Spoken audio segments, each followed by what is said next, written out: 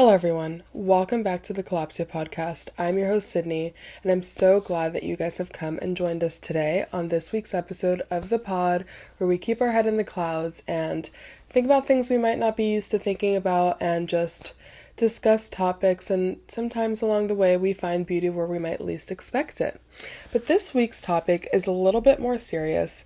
Not serious in the way that it's like about death or like anything really dark, but it's something that might feel uncomfortable to think about, and I'll wrap you into what led me here today. So essentially, a couple months back, I read a book called Love Theoretically, and I love to read little rom-com, little filler books, because I have my Goodreads goal to hit, every year. And so what I like to do is I'll read my really heavy books, or like something serious, or like the ACOTAR series is what I'm currently reading.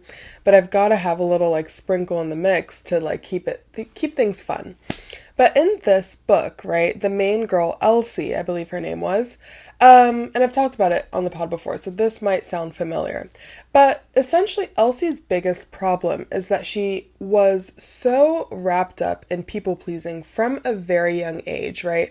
When she was young, she realized that if she acted a certain way, or if she identified other people's needs and kind of morphed herself into those needs, then each relationship that she would find herself in would be without conflict, would go smoothly. She would get what she needed at the end of it, if this person was that step to get to that goal, or she would walk away with a new friend. This tool that she found, this ability to identify other people's needs and morph herself into that need, irrespective of the fact that, her personality was shrinking and expanding and morphing and transforming with every new person that she met. Regardless of that, she found that this tool was getting her pretty far in life. But it all came crashing down when she met the love interest, whatever his name was. I think it was Jack, actually. She meets this Jack, and immediately they do not get along. She is unable to crack him. She's unable to crack his code. She can't figure out what he needs out of, a different person, right? She can't find the personality to try on for this guy, essentially. And so we get launched into the story about how deeply and, at their core, how deeply they hate and despise one another, right? And it all, I'll let you guys read the book. It was a pretty cute one. I will warn you, it had a lot of scientific, physics, biological talk, a lot of that stuff, which was fun, but it's hard to get into it in that way, but I still recommend it. It was a fun read. It was a silly read, and it has stuck with me, as we're seeing here today. But essentially, this whole season of her having to, reading her personality switches and her extreme take on people pleasing, and just I kept thinking about it for weeks afterwards. And I brought it up when it came to self-sabotage and relationships and how to move through that kind of conflict, which I do want to bring up in a different episode, which is when to debate, when to choose your fights and stuff like that. So file that away in your minds. That might be coming up soon. But it stuck with me in the sense that, where is the limit of people pleasing, and how do we halt it if we notice that it keeps spiraling out of control like this? And I had to do a lot of introspection, over the past few weeks, because a couple of my friends, have told me in recent times, Sydney, people's emotions are not your responsibility. And it got me thinking on the whole concept of people's emotions, and how much of that is your responsibility, and how much of it has to do with culture, how much of it has to do with, how individual of a person, independent of a person you are. There's a lot that goes into that statement, that other people's emotions are not your responsibility. So let's go from the cultural point of view. In the past, we kind of delved into perspectives and culture and how that impacts the way that you navigate relationships in the future. We talked about how, when you are part of a deeper rooted community that has a lot of community-based tendencies, you have a lot of languages that a lot of things, I can't remember off the top of my head, but if you think about the word happy, the word happy, you are happy, I am happy, like that's a great thing. And it's kind of individual in that way. I can say that I am happy and that doesn't have to include anybody else. But, you'll have other cultures and, even indigenous populations, like languages, like these other types of complex languages where the word happy doesn't exist. You'll have cultures in which the word happy has to include someone else. I'm happy to do this with you, or we are happy in this, or we are content, or let me look up an example really quickly. So I have here the AI overview from Google, right, which we're looking at individualistic societies versus collectivist societies is the other term for it, right? And so this is what Google is saying. In individualistic societies, happy is often associated with personal achievement, independence, and the pursuit of individual goals, while in collectivist societies, happy is more closely linked to contributing to the group, maintaining social harmony, and prioritizing the well-being of others within the community. So already, this has hit the nail on the head with that conversation I had with my friend where she was like, our emotions are not your responsibility. And I think that I'm now realizing that the biggest divide in whether that is wrong or whether that is right, that I have this tendency to almost be a mediator for any social gathering that I'm in, I have found myself in multiple situations where I might have prioritized keeping the group happy rather than keeping myself happy and following my personal needs for that specific moment. And so when we know this, example of the word happy, even just the word happy having such different, meanings across different cultures and, this individualistic versus collectivist mindset, it brings up the notion of like, also, where does this I'm an empath thing take place? Like, where does that fit in? Because I was looking up a YouTube video, and I'll try to leave the link below or put it on the screen or something, but I was watching this YouTube video about 5 reasons why you're an emotional sponge and how to stop doing that or something. And it was this therapist, this doctor, and she was explaining how being an emotional sponge in that way has to do with lower emotional intelligence. And, she clarified that this is her opinion and whatever, but I almost feel like that depiction of this emotional spongeness or this empath characteristic, seeing it as a lack of emotional intelligence makes it almost seem like a negative. It makes it seem like a negative. And I do think that there are serious situations in which being that emotional sponge, being this person who takes on other people's emotions, that can be a negative thing. And she even drew the example of if you go into work, you go into work and you're laughing at a TikTok about a dog video and somebody comes up to you, your coworker comes up to you and says, oh my gosh, like they said that they gave me a warning, they're going to fire me, something, like, I can't believe that any of us can work here in these conditions, like, none of this works, like, this workplace is, like, terrible, blah, blah, blah. They're having a tantrum, and they feel comfortable coming to you and ranting about it. But now that's left you anxious. You're thinking to yourself, okay, wow, like, I was just laughing at this dog video, but now I'm kind of stressed and I feel like my workplace isn't real. And, now I just don't really feel like this is a great space for me to be working in. And for the next couple weeks, then you're also anxious. You're not sleeping well. You're like stressed about your work situation, which is never a good stressor to have. And all of a sudden, this coworker has gone through that season of anger and all of a sudden they're laughing with their boss or whatever. This is all the example that the therapist was bringing up. The person is just coming up to you, like laughing, whatever. They're all good. They're chill. And now that they're happy, you're like, okay, maybe I can calm down now. And that, I do think, is a great example of a lack of emotional intelligence, just because this person that she drew the example of is absorbing this other person's emotions, right? That's one thing, but they're also identifying this external person's emotions as their own. They're unable to make the distinction between their own emotions on the situation and the emotions that were projected onto them.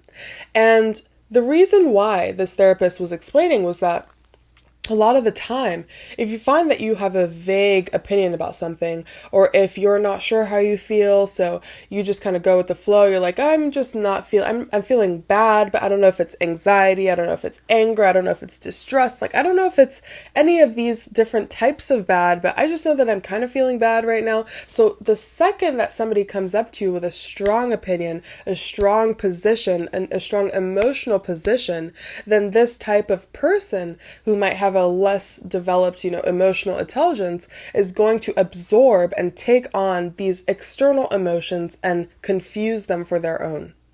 Now, that is one example where I could see this perspective of being an empath or an emotional sponge as being a negative. It might indeed be an example of a lack of emotional intelligence.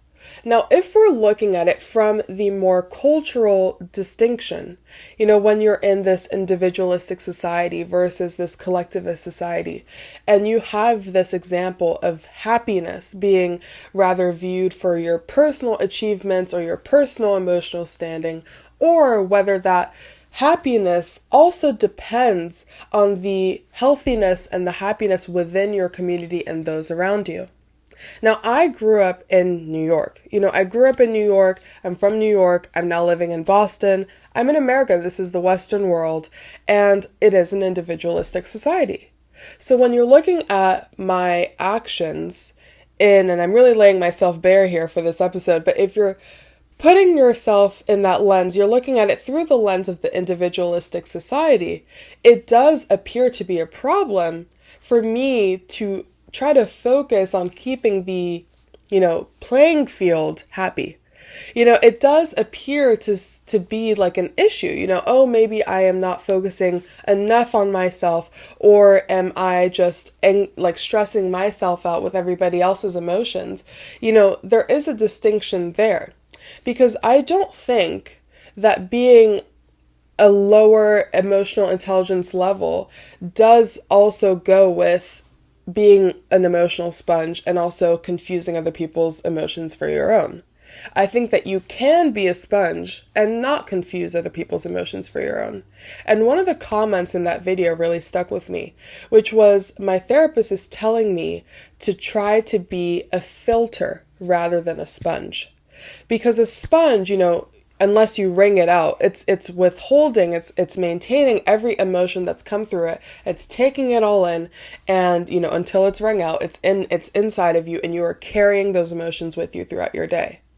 But if you're instead aiming to be this filter, and we're staying in the individualistic society here, if you're able to be that kind of filter, you can kind of keep a foot in and a foot out, where you're kind of, okay, I'm listening to you, I'm giving you advice or whatever you want me to say in this situation, but I'm also just keeping myself out of it, and I know that this has to do with you.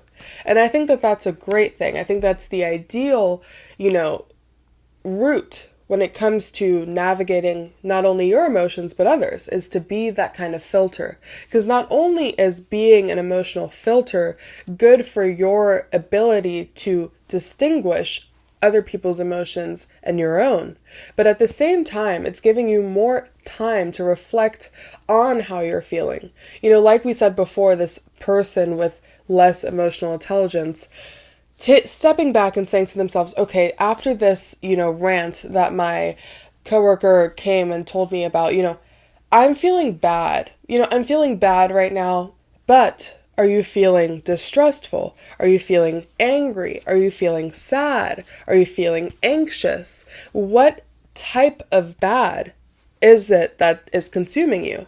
Because the sooner that you're able to distinguish how you actually feel about a situation, the more you'll be able to be that filter, to not be that sponge, and have that kind of boundary, emotional boundary with others.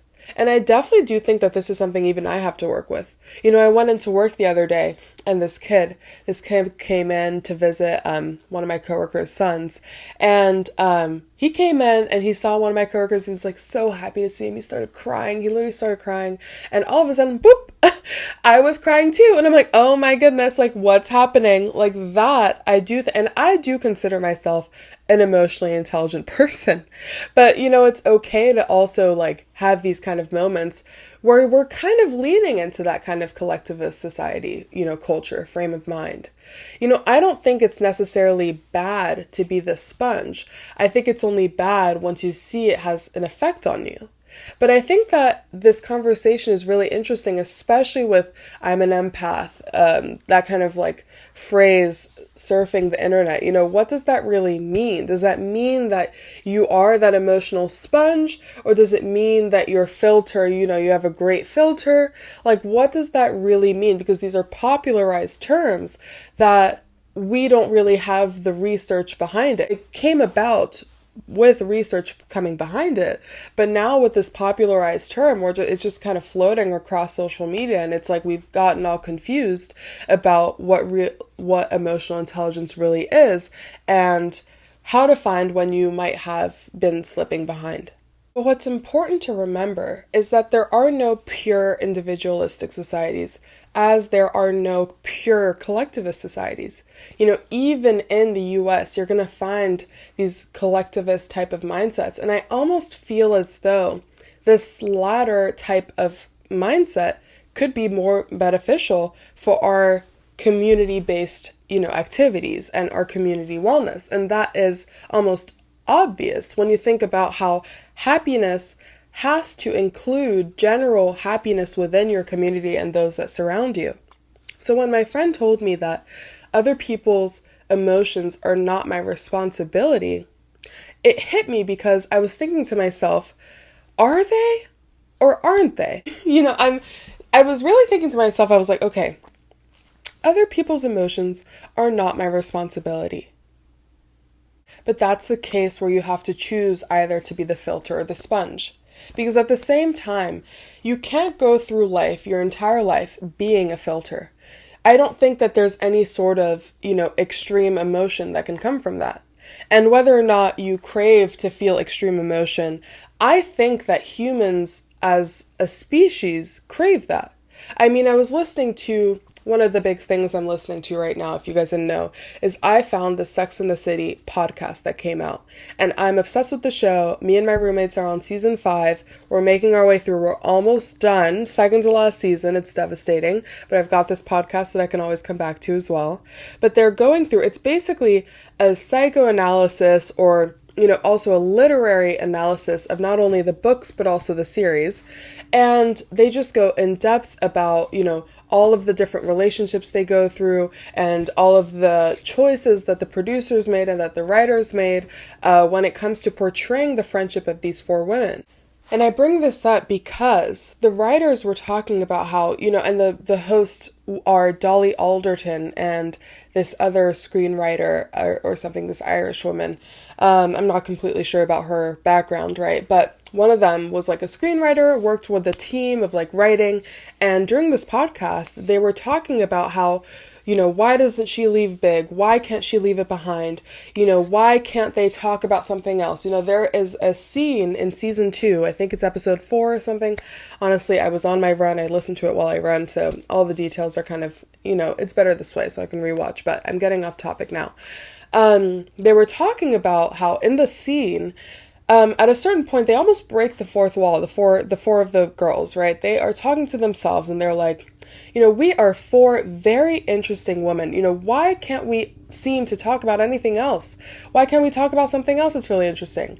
And so Carrie makes a joke and she's like, okay, let's talk about my palm ball or something. It has to do I think it's like a workout tool or something. Like, let's talk about this then.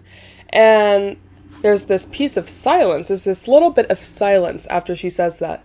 And then they go right back into the big conversation. And why is that? These women were talking about how we all crave, as humans, in entertainment and what we like to consume. We crave drama. We crave interest. We crave love. a lot of the time, I think the screenwriter was talking about how they were making this show and they really wanted to lean into people's careers, think about career goals and follow somebody's career, and that was going to be kind of the vision behind the episode or the vision behind the series or whatever it is. But every time they went through it, they wrote it all out, they filmed it, it all came back to the drawing board. It got cut because that's not what people are interested in. They're interested in love, these fiery emotions. So if you also go through your life completely being this, emotional filter, is anything going to hit you at your core? So that's where we kind of have to tread lightly and find our balance between having this emotional filter. And I do think that being an emotional sponge has its value as well. And I don't think that it's necessarily productive to equate being an emotional sponge to a lack of emotional intelligence, because I don't think that's the case. So to summarize, I do actually think that other people's emotions are my responsibility, but I think I can clock in and clock out. That's essentially the conclusion I think I've drawn here. And at Aaliyah, that's my response. I mean, at the time I was like, yeah, I guess that's true. And I was sitting on it and I was like, I'm going to have to give that some more thought. But I do think that to a certain extent, it's good to involve, your community's hopes and dreams also into your list of priorities. But at the same time, your friends are not toddlers. Your family are not toddlers unless they literally are. But it's not your responsibility to hold their hand through everything that they do, through every goal that they want to reach, through every aspect, through every task, through every routine. That is not your responsibility. But I think it's important to also keep other people's emotional planets in your field of view if you're hoping to kind of lean into that collectivist attitude. But I also do think there is severe value in that emotional filter, capacity. And I definitely think it has its place in our day-to-day lives because nobody has the time to be worrying about every other person's emotions and their fears and their foes and all of that. We don't have time for that. And that's where the emotional filter comes in. But I definitely think it's a balance that we each have to strike for ourselves. But I hope that you guys enjoyed this week's episode. I think that's it for this week. It was a little bit of a shorter one, but I still hope that you enjoyed. And I am so thankful that you came to join us this week. If you have any thoughts on this whole lack of emotional intelligence, emotional sponge, filter, whatever you think, just reach out, you guys. Comment on the YouTube video, or, we've got at KalopsiaPod on Instagram and TikTok, and at Sydney Jotita, SydneyDjotita, on Instagram, TikTok, and YouTube. And I hope that you guys enjoyed, and I will see you guys next week. Bye.